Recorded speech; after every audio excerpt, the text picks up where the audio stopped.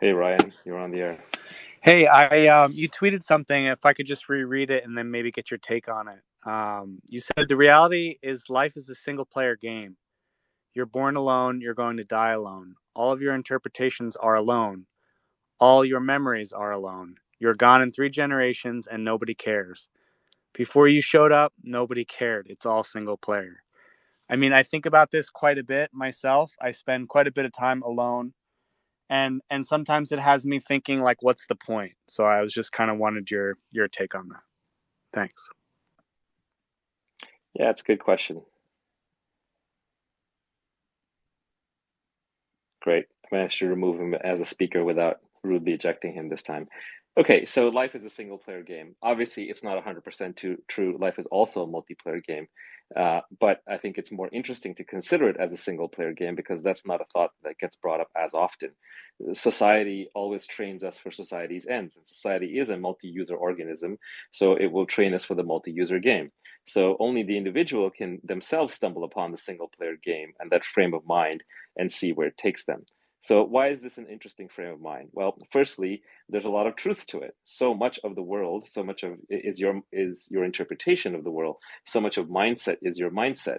To a tree or a rock or a house or even another person, reality is very different. To an object, reality is neutral. To another subject, reality is subjective from their point of view.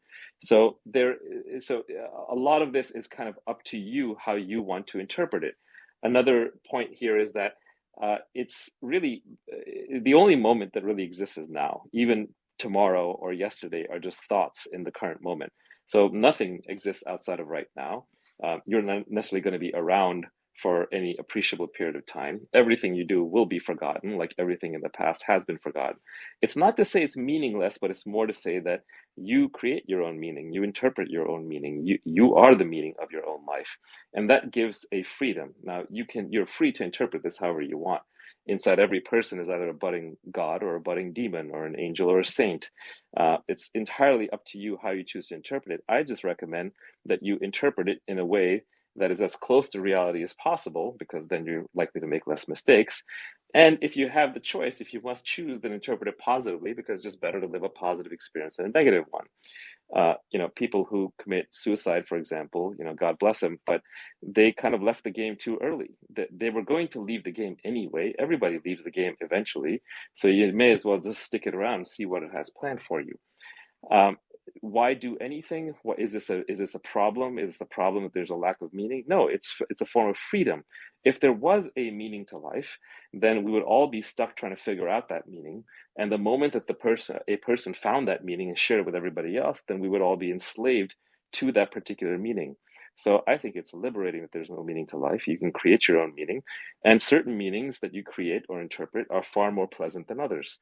Some of them can lead you directly to a life of contemplative bliss. Some of them can lead you straight to creativity. Some of them can lead you to helping other people.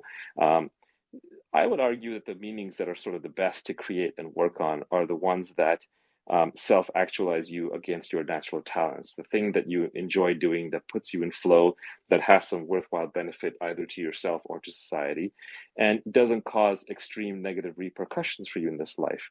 And just be aware that a lot of the things that look like they're good for you are actually just good for you in the short term, and they do cause negative repercussions in the long term. So to me, the part of the secret of living a good and happy life is just understanding the long-term consequences of your actions.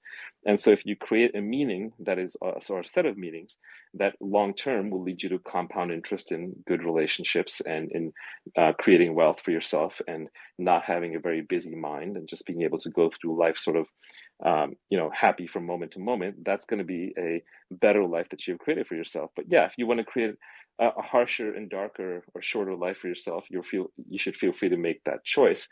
I just don't think it's a very wise choice.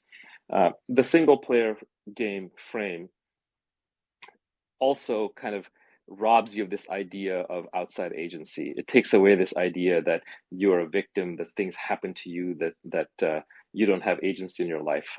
I think the belief that people fall into where they're victims. Yeah, there are real victims in real circumstances, but they're far rarer than Twitter would have you believe. On Twitter, there's many budding victims who are raising their hand, crying for victimhood, and well, all you're doing is you're robbing yourself of your agency. You're robbing yourself of your ability to make a difference in your own life.